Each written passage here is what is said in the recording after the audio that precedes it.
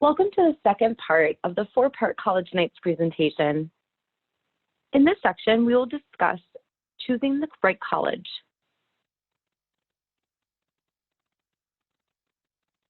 It's possible that you don't know what your ultimate goals are, and that's okay. College can expose you to possibilities you've never considered. On the other hand, you may know exactly what you want to do for a living and what type of college can help you. This makes it easy to identify colleges that can help you achieve your goals. Take a second and make a guess on how many colleges you think are in the United States. The answer is that there are over 6,000 colleges to choose from in the U.S. With this many choices, where and how do you start to look for a college that's right for you? Before you start searching, think about your goals. If you are unsure, now is a great time to take an interest or career assessment. Even if you don't know now, you can still choose a college that will work for you as you make your decision.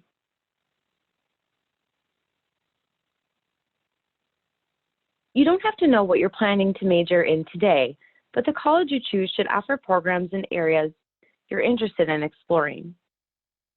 Is the size of the school important to you? Would you prefer a school with large class sizes, less personal attention, but have more flexibility in what you study? Or would you rather have more individualized attention? What about location? If you want the vibrancy of a big city, you may wish to consider a school in a major metropolitan hub. If the campus is far from home, will this be an issue for you? Depending on your circumstance, you may want to look at the support programs a college offers. Support programs are designed to help you stay in school and graduate. Examples of support programs include tutoring, mentoring, resident hall advisors, and much more. Extracurricular offerings can also be important. Many people build their social circle through activities that are organized by the school. Is there a hobby or activity that you can't live without while enrolled? Don't self-select yourself out of attending a specific college because it appears to be more than you can afford. While one school may appear to be less expensive, your final cost after receiving financial aid may be different. For example, a more expensive school may offer more institutional grants or other aid that makes the overall cost less than another school. When it comes to researching colleges, parents and counselors can help. The internet is also a big part of the college selection process. When you're doing your research, it helps to know, to some degree, what characteristics of a college are important to you. Here are 4 sites that can help you with your college search.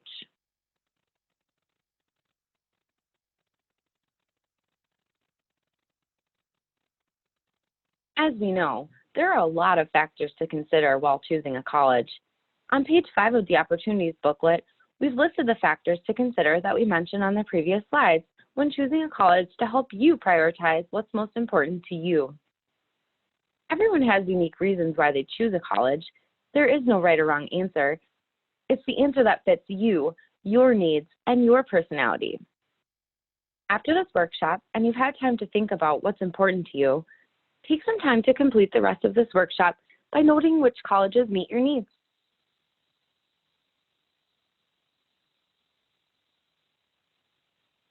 Visit the college's websites you're considering and find available tours, either virtual or in person. CampusTours.com has virtual tours for most major colleges and universities. Usually an on-campus tour will start with meeting other prospective students. The school's tour guides will talk about the history and benefits of attending the school, the size of the classes, and costs, along with notable achievements and famous people who have attended. Next, they will take you on a tour of the campus, usually visiting a dorm room and a cafeteria, along with a classroom or two. This is your chance to ask questions. Talk to your parents or guardians. They know you best, and they know some of the things you will need in order to make you feel at home.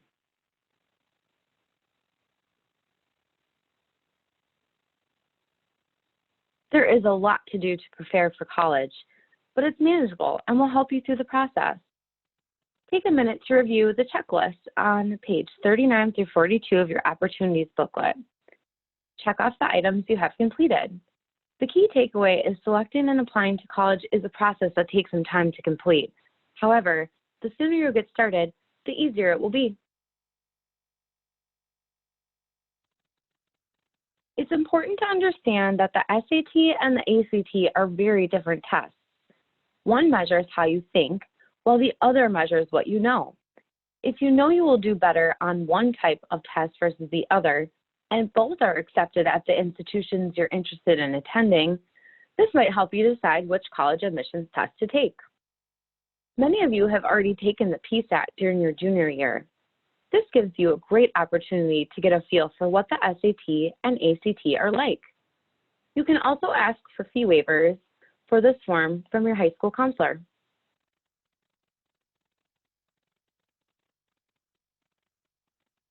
Each college you will apply for will require an application.